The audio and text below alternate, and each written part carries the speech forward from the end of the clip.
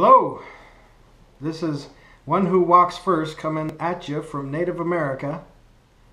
We're going to be talking about immigration and immigration reform and the whole dialogue between America and the people that want to come into America.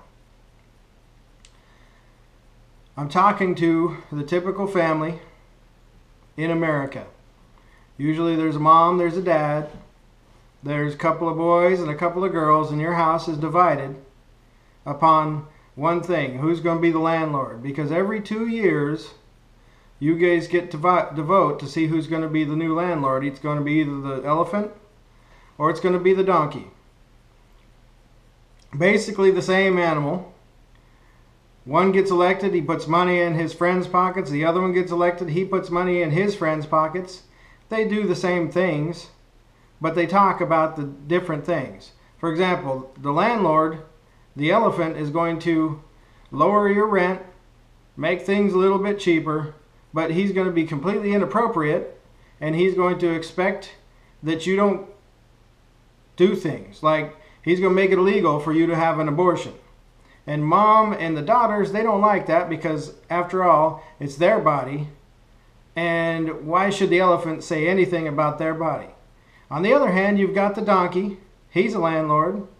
And the donkey is pretty much going to let you do anything he wants, but he's going to raise that rent. He tries to figure out any way he can to get your rent raised up. So everybody likes lower rent, but the girls just can't get over that abortion thing. That's my body and I want to be able to do whatever I want to with it. And the guys can't get over the raised rent. So yeah, you're pretty much divided. You got all the guys voting for the elephant, and you got all the girls voting for the donkey. And it's, sometimes mom is the sway vote. Sometimes dad convinces her and she votes for that elephant, and the elephant gets in, and the elephant pays all his friends off. And sometimes mom votes for the donkey, and the donkey gets in, and he spends money on his friends. So, not to beat a dead horse, but in comes me. Now I am, and this is just for the story's sake, I am an illegal immigrant to the elephant, or an undocumented worker to the donkey. Whatever you want to call me, I came into America, which is your big old house, and I got there by breaking in. I broke and entered. I didn't, kick the door in. I just simply picked the lock and let myself in. Not that there was a lock, because the donkeys kind of made it impossible for you to lock the door. But however I did it, I got in. So now I'm in your house, this big old house called America. And you guys come home and realize, hey, there's this guy in our house. But it's okay, because you see, I'm going to do all the things that you don't want to do. I'm going to wash your dishes, and I'm going to sweep your floor, and I'm going to clean the house, and I'm going to make the beds, and I'm going to go outside and pick up poo, do all the things that you don't like to do anyway. So it's okay. But I'm living in your house now, so what I'm going to need from you is for you to feed me, to clothe me, to make sure that I get the medical care that I need. And you're not going to like that part. You might not mind me doing the dishes. I mean, who wants to do dishes? But you're going to not like, me getting into the fridge whenever I want to. So you're going to tell me that I can't. Well, I'm going to go complain to the donkey, and the donkey's going to make a law that I can't be kicked out of your house. And he's going to make it so that he's going to raise the rent and give me some of the money that he raised the rent on you folks. And I'm going to take that money and I'm going to buy my own food, and I'm going to buy my own health care. And it's going to be okay, because I'm going to be doing all the stuff that you don't want to do anyway. So it'll be a trade-off. But your nice big house only has enough beds for you and your family, right? Because you guys only got beds for one for each person. So when your kids get up, or when you get up and you go out to work, I'm going to use one of your beds. You know, I'm going to be competing for a bed in the house.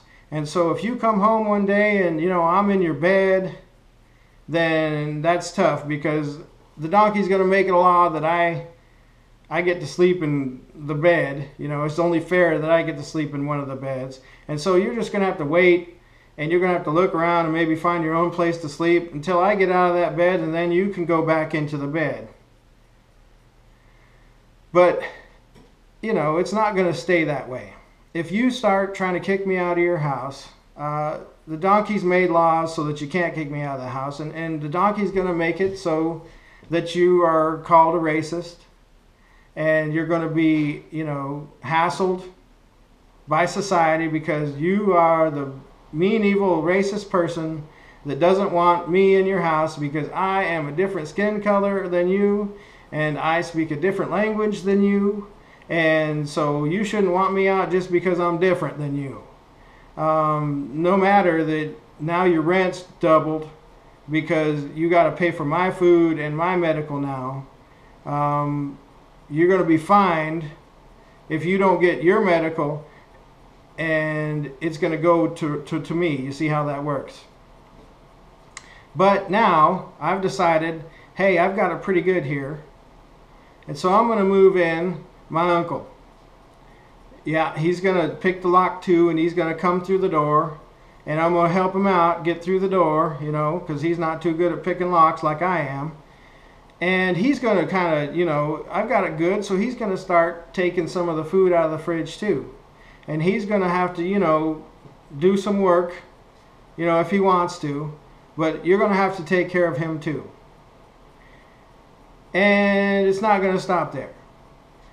Pretty soon I'm going to figure out how to get my cousins all moved up into your house. All we got to do is pick the lock. And again, it's illegal for you to force me out because that makes you a racist, because we're different skin colored and we don't speak your language.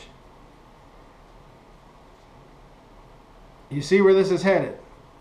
Well, you might not mind my uncle, my lazy uncle. He might not work, but, you know, he really doesn't cause any trouble. But one of my cousins, yeah, you're probably going to mind him. You see, he likes to rape little girls. And it's just him, you know, nobody else in my family, just the one cousin. He's just the only one like that. So he's probably going to rape one of your daughters.